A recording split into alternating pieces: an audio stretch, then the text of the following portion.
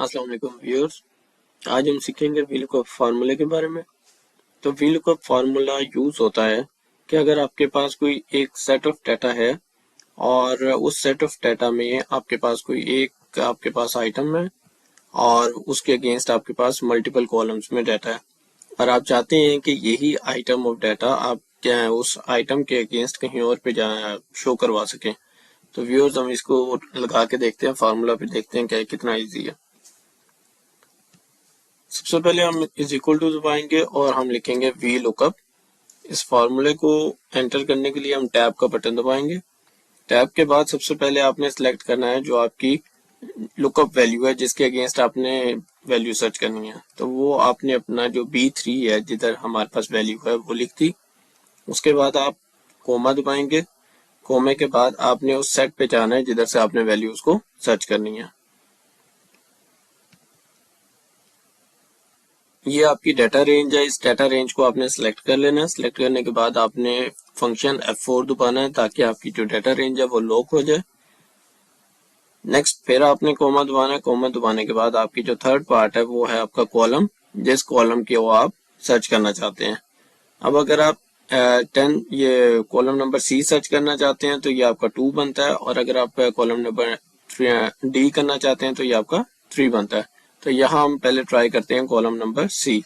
तो यहाँ मैंने लिख दिया 2 अगेन कॉमा।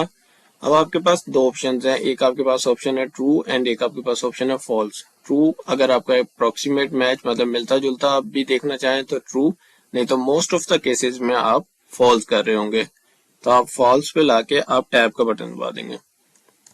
यहाँ आपके 4 पार्ट्स कंप्लीट हुए हैं। आप ब्रैकेट क्लोज करेंगे और आप एंटर दबा देंगे। तो यहाँ आप देखेंगे कि आपके पास A के अगेंस्ट जो वैल्यू है वो 10 आ गई है। अगर आप चाहते हैं कि बाकी को नीचे रोज में भी यही हो जाए तो आप इसको ड्रैग डाउन कर दें। अब देखेंगे B के लिए 20, C के लिए 30, D के लिए 40 एज सच आपके पास जो वैल्यूज थी। अब जैसे ही इसमें आप चेंज करेंगे तो वो ऑटोमेटिकली चेंज हो जाएगी। जैसे आप A के लिए 10 है आपको पता है, अगर आप इधर भी A कर देंगे तो आपके पास यहाँ पे भी वैल्यू 10 हो गई। या अगर आप ऊपर B कर देंगे तो अब आपका डाटा ऑटोमेटिकली अपडेट हो रहा होगा।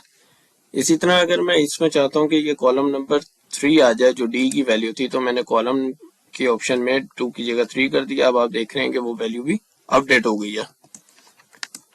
अब आप इसमें देख रहे हैं कि नीचे जो है वो आपके पास NA नॉट अवेलेबल का आ रहा है। ये उस केस में आता है कि जब आपने जो सर्च कर रहे हैं वो आपके पास डाटा जो है वो आपके डाटा सेट में ना हो। जैसे मैंने यहाँ F लिखा तो ये नॉट अवेलेबल आ गया।